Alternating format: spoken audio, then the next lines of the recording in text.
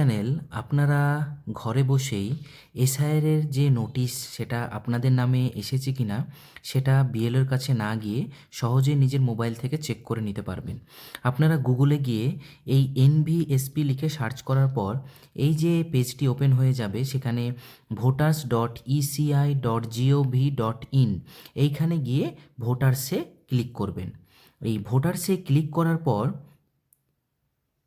এরকম একটি page open হয়ে যাবে, যেখানে দেখুন log in and sign up option আছে। এখানে যদি আপনাদের আগে থেকে সাইন আপ না করা থাকে তাহলে সাইন আপ করে নেবেন। সাইন আপে ক্লিক করার পর মোবাইল নম্বর দিয়ে এবং ইমেল অ্যাড্রেস, এটা অপশনাল, ক্যাপচা দিয়ে কন্টিনিউ করবেন। এখানে আপনারা সাইন আপ করতে পারবেন। আর অলরেডি হ্যাভ অ্যান অ্যাকাউন্ট, যদি অ্যাকাউন্ট অলরেডি থাকে তাহলে সেখানে লগ ইন করবেন। লগ ইনে হাত দেওয়ার পর এখানে আপনাদের রেজিস্টার্ড মোবাইল নাম্বারটা এন্ট্রি করবেন, বা এপিক নাম্বার বা ইমেল আইডি। এখানে আমি মোবাইল নাম্বার আর ক্যাপচাটা এন্ট্রি করে দিয়েছি। এরপরে দেখুন রিকোয়েস্ট ওটিপি, এখানে ক্লিক করবেন। রিকোয়েস্ট ওটিপিতে ক্লিক করলে ওটিপিটা আমি এখানে এন্ট্রি করে দিলাম। তারপরে দেখুন ভেরিফাই অ্যান্ড লগ ইন, এখানে ক্লিক করব। দেখুন ভেরিফাই অ্যান্ড লগ ইনে ক্লিক করার পরে এরকম একটি পেজ ওপেন হয়ে যাবে, যেখানে স্পেশাল ইন্টেনসিভ রিভিশন বলে একটা অপশান আছে। এই যে স্পেশাল ইন্টেনসিভ রিভিশন, এখানে দেখুন submit document against notice issue, এখানে আপনারা ক্লিক করবেন। এখানে ক্লিক করার পর দেখুন এখানে enter epic on notice reference number, এখানে আপনাদের নোটিশ রেফারেন্স নম্বর তো জানেন না, তো এপিক মানে ভোটার কার্ড নম্বরটা এখানে এন্ট্রি করবেন।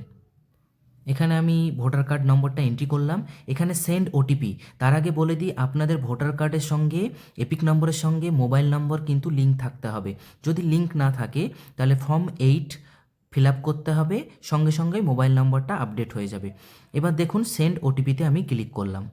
এখানে দেখুন লাস্টে আপনাদের 4 সংখ্যার যে মোবাইল নাম্বার লাস্টের, সেই ডিজিটের মোবাইল নম্বরে আপনাদের ওটিপি চলে আসবে। এখানে এবার আমি ওটিপিটা এন্ট্রি করছি। এখানে আমি ওটিপিটা এন্ট্রি করলাম। এবার সার্চে গিয়ে ক্লিক করব। এখানে দেখুন no notice has been generated as on day, please check after few days, মানে এখন পর্যন্ত আজকের দিন পর্যন্ত কোনো নোটিশ ইস্যু হয়নি, আবার চেক করতে হবে কিছুদিন পর যদি নোটিশ আসে। এইভাবে আপনারা কিন্তু প্রায় 2 দিন 3 দিন অন্তর অন্তর আপনাদের নিজের এপিক নম্বর ধরে আপনাদের নোটিশ এসেছে কিনা সেটা সহজেই চেক করে নিতে পারবেন ঘরে বসে। তো এই রকম গুরুত্বপূর্ণ আপডেট পেতে অবশ্যই আমার চ্যানেলটিকে ফলো করুন এবং সাবস্ক্রাইব করুন। Thank you.